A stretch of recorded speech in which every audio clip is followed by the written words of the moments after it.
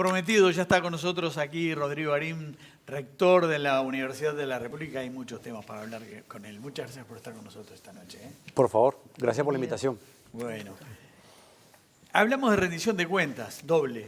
Rendición de cuentas de la que se viene, que es la última a nivel de gobierno, pero la rendición de cuentas de la propia universidad. Usted hace poquito en Paysandú expuso así una rendición de cuentas y refiriéndose a la otra rendición de cuentas, dijo que este era un año bisagra que no va a ser muy determinante en la presencia o ausencia de la universidad en el territorio. Después vamos a hablar de ese desarrollo en el interior, pero sí va a determinar las velocidades a las que podemos ir avanzando en algunos desarrollos institucionales relevantes. ¿Podría explicar un poco ese concepto? Bueno, a ver, la Universidad de la República, yo diría que hay un conjunto de factores que afectan al país en general que también le están afectando a la Universidad de la República. Entre ellos, yo diría la restauración de la normalidad post-COVID. Todo el mundo universitario a escala planetaria y los sistemas educativos en general estamos reaccionando, por un lado incorporando aprendizajes, pero también incorporando, yo diría, contingentes de estudiantes que vienen con mucha más fragilidad desde el punto de vista de los aprendizajes. Y eso es parte de lo que nos dejó el COVID y posiblemente con una herencia que tendremos que convivir yo diría varios años por delante. En segundo lugar, porque esta rendición de cuentas es una rendición de cuentas que determina los recursos con los que va a contar la Universidad de la República, no por un año como es habitual, sino por 3 años, 2023, 2024 y 2025, dado que por restricción constitucional, una sabia restricción constitucional, el Poder Ejecutivo ni el Parlamento Nacional pueden incrementar los gastos en el año electoral, que es el año 2024.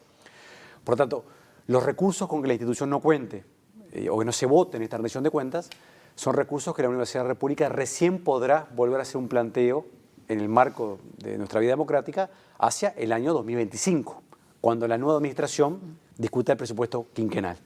Por eso yo hago hincapié en que esto no determina muchas de las políticas universitarias, pero determina sí cuál es el grado de avance y la velocidad en que podemos avanzar en una de ellas.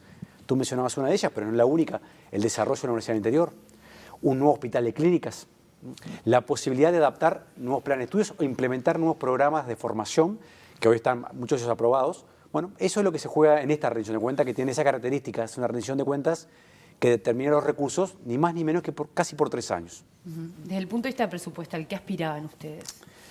¿Qué aspiran? Yo le diría que hay un componente que a nosotros nos preocupa, que tiene que ver con tres elementos distintos, y voy a hablar específicamente de la enseñanza y luego de la investigación. Desde el punto de vista de la enseñanza, hay una muy buena noticia para el país, que es el crecimiento de la matrícula en la Universidad de la República, que viene creciendo, yo diría, a pasos sostenidos y se aceleró algo inclusive durante la pandemia. Es el único ente de educación pública en donde la matrícula global está creciendo. Porque por razones demográficas o por razones que no logramos todavía revertir ciertos atrasos a nivel de secundaria, lo cierto es que tanto a nivel de primaria como secundaria hay cierto estancamiento en la matrícula. La Universidad de la República viene creciendo a tasas, yo diría, sostenidas. Para que tengan un ejemplo, en 2019, ante la pandemia, ingresaban a la institución cerca de 17.000 estudiantes, hoy ingresan 22.000 estudiantes. 5.000 estudiantes más por año está recibiendo la Universidad de la República. Esa es una muy buena noticia, es lo que queremos, es lo que el Uruguay necesita. Al Uruguay no le sobra ni un estudiante universitario, le faltan muchos en cualquier comparación internacional. Eso lo dijo el Paysandú. Exactamente. Y me gusta repetirlo porque creo que es un concepto que tenemos que está bien, machacar, la mayoría de la ¿no? gente o sea, a este país le faltan muchos estudiantes universitarios, digamos, con la dinámica demográfica que tenemos, un país pequeño, es un país que van a necesitar competir y hacerse un lugar en el mundo en base a sus capacidades, yo diría, intelectuales y de creación de conocimiento en general. Y eso requiere más formación. Pero la matrícula está creciendo y además se ha hecho más diversa. También es una buena noticia. O sea, están llegando a la institución estudiantes provenientes de hogares que no tienen una tradición de padres o madres formados en la vida universitaria. Están llegando a la vida universitaria estudiantes que provienen, yo diría, no solamente de primera generación, que antes no llegaban a la institución porque no terminaban secundaria. ¿Y todo eso tiene que ver con el desarrollo en el interior? Tiene que ver, muy buena parte tiene que ver con el desarrollo interior, no solo, pero lo que nos pasa en el interior, y eso también es parte de lo que queríamos, es, al abrir ofertas en el interior, no es que dejaron de venir a Montevideo estudiantes. Muchos de los estudiantes que se inscriben en el interior son estudiantes que no hubiesen podido venir a Montevideo. Pero en plata, específicamente, ¿a qué aspiraban? Nosotros aspiramos a cerca de 100 millones de dólares. ¿Por qué tiene que ver esto? Porque parece una cifra importante, y lo es. Es básicamente casi el 19% del presupuesto de la universidad. Porque eso nos habilitaría dos cosas. Una importante también, después podemos comentar lo que es, el sueldo de los universitarios ha caído y no se ha recuperado al nivel de prepandemia, ¿sí? En un país que quiere atraer investigadores al Uruguay, no podemos estar ofreciendo salarios que son más bajos de lo que ofrece Brasil, Chile o Colombia, para poner ejemplos de países de la región al respecto.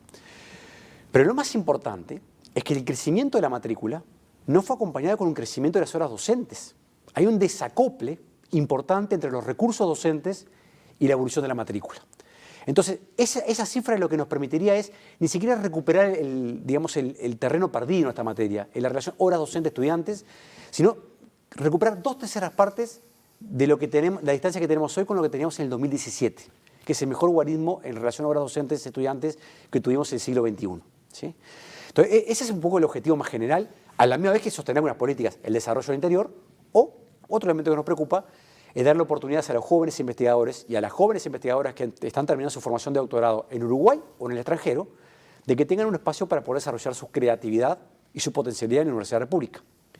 En un país que, yo diría, esto no es una buena noticia, no ha logrado diversificar sus plataformas de inserción de los investigadores. ¿Sí?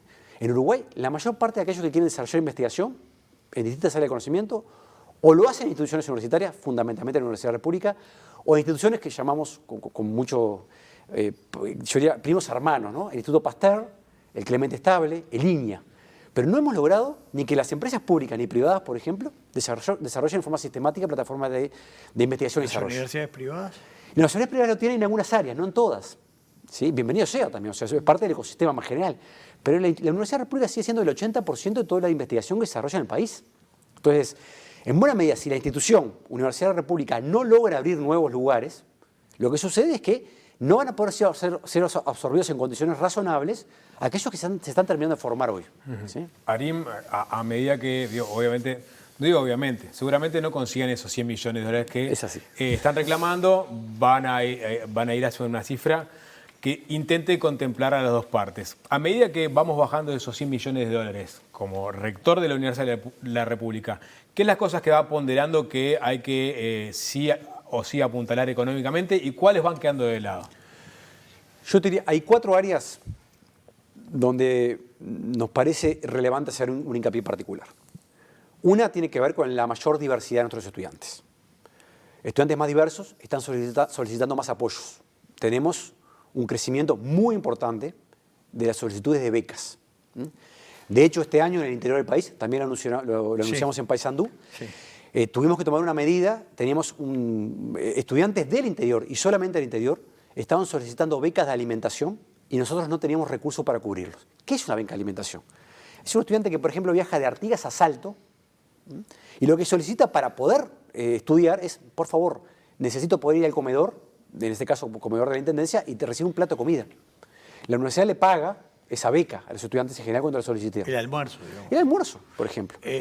A los del mismo del departamento no. A los mismos del departamento también. Ah, también. Pero lo pongo el ejemplo del interior porque una cosa linda que está pasando en el interior que se está movilizando la gente, ya no vienen a Montevideo, pero a veces se trasladan entre el departamento interior. Hay gente que va a estudiar medicina en Paysandú, desde Rivera, y no viene a Montevideo. Y eso es parte de lo que queremos que suceda. Entonces, teníamos una demanda insatisfecha muy importante de esta materia. ¿Cómo lo cubrimos este año? La cubrimos con economías que provienen de que cargos docentes no provistos, todavía porque están en concurso, esos fondos no fueron ejecutados. Cubrimos 43 millones de pesos, más de $1 millón en eso. Esos recursos el año que viene no los tenemos, porque van a tener su destino final, o sea, la contratación de más docentes, que también son necesarios. Entonces, uno de los temas que nos parece importante es, Uruguay no puede, no es aceptable que pasemos 3 años para cubrir la necesidad de becas de los estudiantes más vulnerables que tiene la Universidad de la República. Segundo mensaje, que va en la edición que les planteaba hoy. El Parlamento Nacional, hace 4 años atrás, cuando se discutió el presupuesto quinquenal, entendió el mensaje de la universidad en el sentido que el régimen de dedicación total de la institución, que es el principal instrumento del Uruguay para pagar sueldos, yo diría, austeramente razonables a un investigador o a una investigadora, tenía que estar cubierto y no podíamos darnos el lujo de que por 4 años el país no diera esa posibilidad a nuestros investigadores. Y nos votó recursos por 4 años. Recursos que fueron aplicados exclusivamente a esta finalidad en forma muy exitosa. Este año ya tenemos, y lo hemos aplicado de forma, un docente se postulaba, era evaluado académicamente, y cuando era aprobada su evaluación académica, ingresaba casi que de inmediato al régimen. Lo logramos en medio de estos años. Este año es el primer año en donde ya tenemos 43 docentes cuya postulación ha sido aprobada, pero no tenemos financiamiento. Y nos va a pasar el 2024 y el 2025. De vuelta, ¿por qué es prioritario? Porque nosotros no podemos parar el flujo de ingresos a la investigación de los jóvenes. ¿Y qué pasa? ¿Quién les paga? No les paga a nadie. Aspiran a que tener plata para eso. Entonces, lo que va a pasar con esos jóvenes, pueden pasar dos cosas. O que se vayan del país, cosa que ya nos pasa con cierta frecuencia, o alternativamente que se inserten en Uruguay, pero en condiciones, en puestos laborales que no exploten sus capacidades como investigadores. ¿Sí? En otras áreas donde no puedan ser investigadores, en realidad. Entonces, no es buena cosa. Estamos deteriorando la calidad del sistema de investigación de Uruguay. Eso quería preguntarle y que lo explique, porque a veces capaz que la gente en su casa no lo entiende. ¿Qué le pasa a un país que esta cantidad de jóvenes investigadores, si se alejan de la universidad, si se alejan del estudio? ¿Dónde podemos ver la repercusión en el día a día? ¿Dónde lo ve la gente en su casa? Yo te diría, lo vamos a ver con claridad cuando pasen 5 años y nos encontremos que aquellos que deberían estar liderando en forma joven algunos equipos de investigación no los tenemos. Algún colega ha dicho, bueno, lo que estamos hipotecando es el GACH del futuro. ¿Qué hubiese pasado en la pandemia? Se te iba a preguntar, sin estos... Exactamente, porque ¿dónde el GACH que asesoró el Poder Ejecutivo durante la pandemia, ¿de dónde surge? El 75% eran docentes de la Universidad República. ¿Sí? De ese 75%, ¿cuándo ingresaron a la institución? Hace 15, 20 años, cuando la institución tuvo algún recurso para poder hacerlos ingresar. Son el rostro que ahora está pidiendo el presupuesto del Parlamento. Pero dijo 2 y me dijo que eran 4. Alimentación, digamos, permanencia del régimen. Más horas para la enseñanza, fundamentalmente en primer año, donde estamos viendo más dificultades. Los estudiantes en primer año, y estoy mencionando un ejemplo muy claro que es la Facultad de Ingeniería, tenían en una materia de Geometría Lineal 1, tenían 1.500 estudiantes en 2019. Hoy tiene 2.500 estudiantes. ¿De dónde vienen esos 1.000 estudiantes más? De 2 fuentes, la buena y la mala. La buena, están ingresando más estudiantes a estudiar ingeniería. La mala es que parte de esos 1.000 estudiantes adicionales son estudiantes que ingresaron en años previos y no lograron aprobar la materia. Y esto sucedía antes, sí sucedía antes. El problema es que el porcentaje de estudiantes que no logran aprobar las primeras materias en la Universidad República 2022-2023 está aumentando. ¿Producto de qué? Nosotros le llamamos efecto COVID, porque los estudiantes vienen con trayectorias formativas previas más frágiles.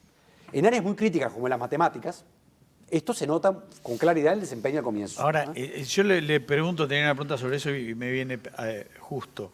¿Es solo el efecto COVID? Porque ¿cómo se concilia esa intención que se va dando de que haya cada vez más estudiantes universitarios y de calidad con el hecho del deterioro de la educación en el nivel, sobre todo secundaria? Bueno, porque yo ya, a ver, ahí puede haber un deterioro progresivo.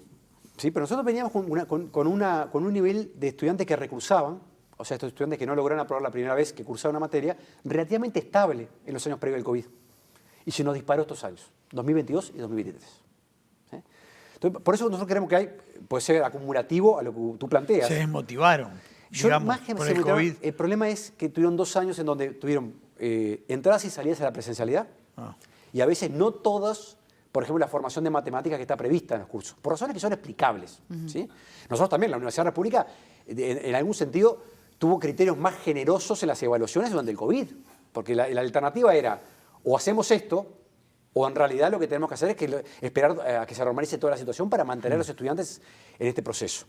Pero entonces ahí en el tercer punto es mejorar el perfil de egreso para que las personas tener más docentes para atender primer año. Porque ahora tenemos 2.500 estudiantes en ingeniería, que son atendidos por la misma cantidad de docentes que atendían 1.500 estudiantes hace 4 años atrás. Bien, y la cuarta, para cerrar. La cuarta es Hospital de Clínicas. ¿Por qué? Porque el presidente de la República nos hizo un anuncio en la Asamblea General. Le leo, ¿no? El rector nos dio el visto bueno para empezar conversaciones para convocar a todos los partidos políticos para tratar de tener un nuevo hospital de clínicas de regalo por el aniversario de la Constitución de 1830. Esto fue en marzo de 2022. Eso que tú planteas es la cuarta prioridad. Estamos pidiendo pocos recursos para esto, solamente 5 millones de dólares. ¿Pero por qué? Porque queremos tomarle la palabra al presidente y queremos tener un hospital nuevo en 2030. Cuando habla de nuevo, ¿también habla de edificio o no? Me refiero o el me convenció- equipamiento. ¿Sabe por qué? Sí. Yo le contaba a ella, yo estaba en Sarandí, donde está ella, hace mucho tiempo, hace 23 años o 22, y la gran discusión era del hospital de clínicas. Y me acuerdo que Enrique Iglesias, porque el vídeo iba a ser clave, ponía como condición que fuera horizontal y no vertical. Cuando habla de nuevo, ¿se refiere a todo el equipamiento o un nuevo edificio? Yo diría, en esto era agnóstico.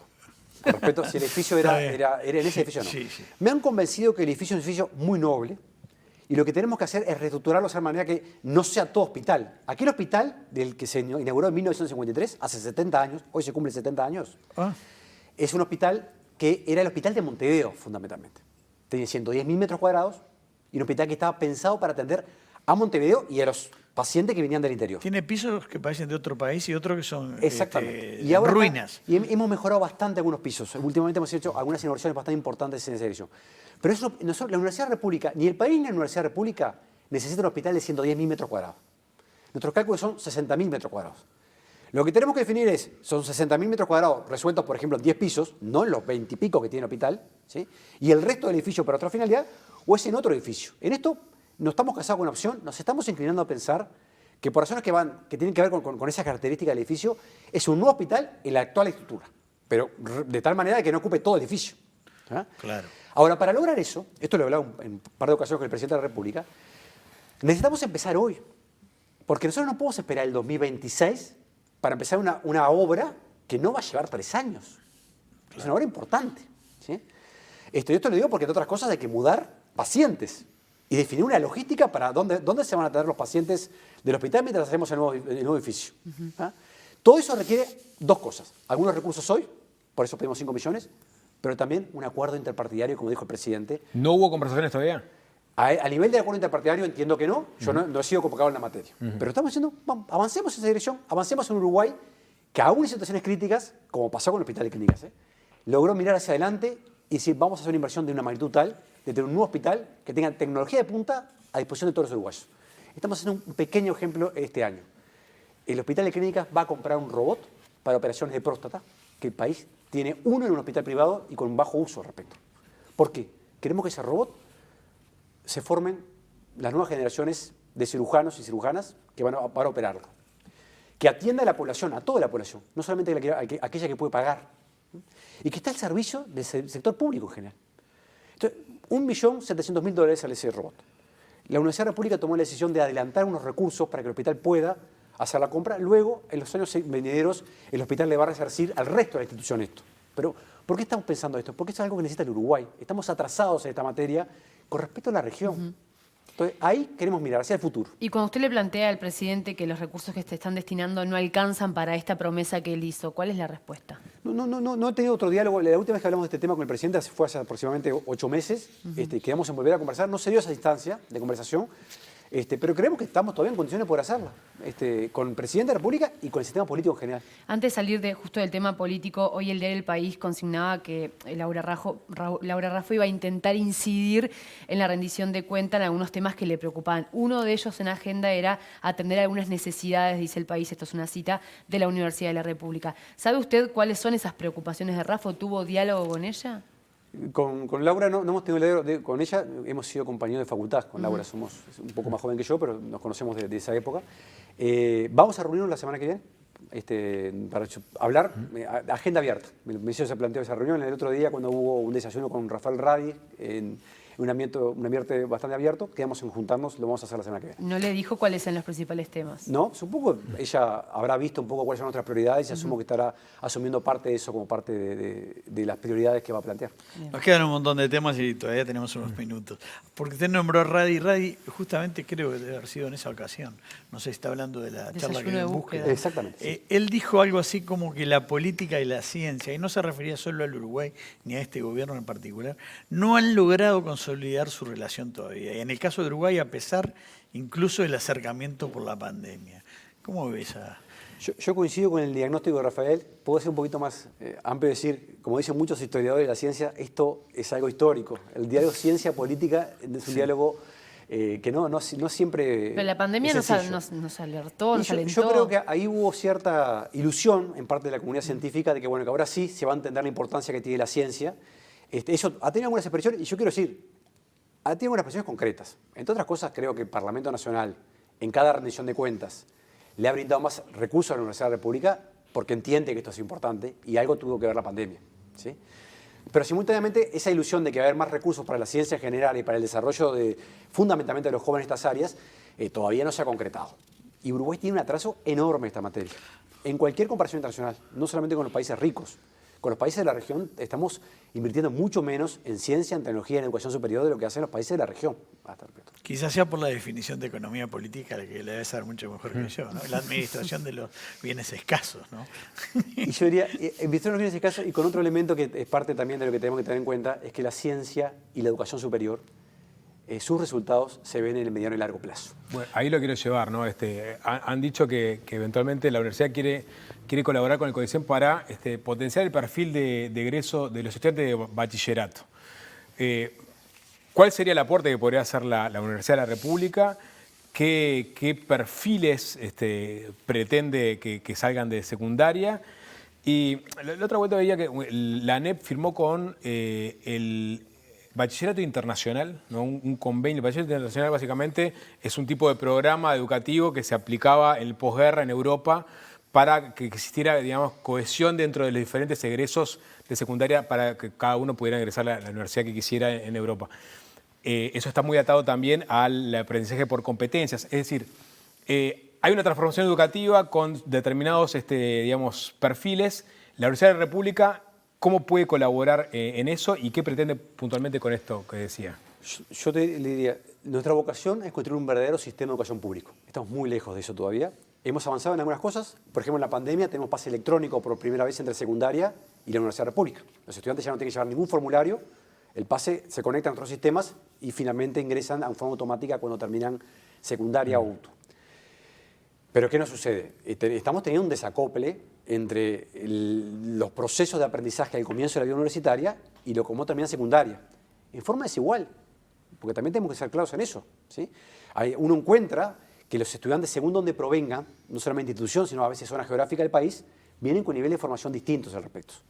En esto nosotros lo que queremos es avanzar en un marco de coordinación en donde no quiere decir que los bachilleratos actuales se mantengan. Mi opinión personal es que el número de bachilleratos que tenemos es excesivo, ¿sí? En términos de las orientaciones. Tengo una hija que entró en la Universidad de la República hace relativamente poco y muy tempranamente tuvo que decidir si iba a ser arquitecta, medicina o biología.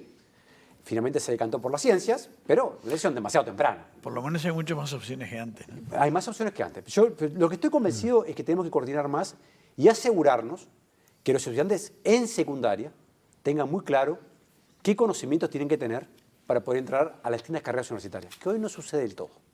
Hoy no sucede del todo. Lo otro es que la propia Universidad de la República tiene que reaccionar. Y en esto vuelvo a decir, no es solamente solicitar la secundaria.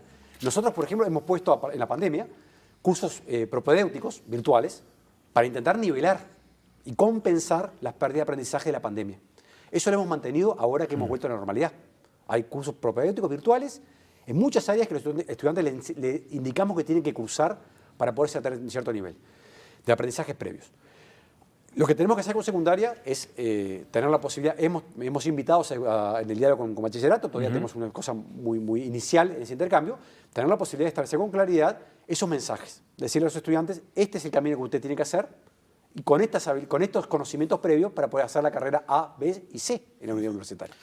Que ahora yo creo que parte de los problemas que tenemos en primer año es que esos mensajes no son del todo claros. El marco curricular y la malla curricular, perdón, Alfonso, ¿están alineados con lo que la universidad pretende recibir? Yo diría, todavía no sabemos exactamente qué va a pasar en bachillerato, que es donde se juega buena parte de estas transiciones. Sí. El marco curricular previo, bueno, tiene un conjunto de definiciones que todavía no afectan ese ámbito. Recién ahora estamos discutiendo eso por primera vez con ANEP. Bien.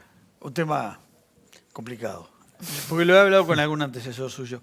¿Le preocupa lo que algunos consideran excesiva politización en alguna de las facultades? Yo le diría que no. A ver, ¿por qué no? Porque yo creo que, por varias razones. En primer lugar, porque si no creo, se construyen como ciertas imágenes y ciertos prejuicios de que ciertos espacios universitarios son muy homogéneos desde el punto de vista del pensamiento, ¿no? En varias áreas, en particular en las ciencias sociales. Sí. Si uno va a la vida universitaria se va a encontrar con posiciones muy distintas en distintos aspectos, ¿sí? Lo que creo que sí es importante que la propia Universidad de la República se acerque al sistema político y se acerque a la sociedad en general, desde una mirada amplia, mostrando todo lo que puedo hacer en distintas áreas.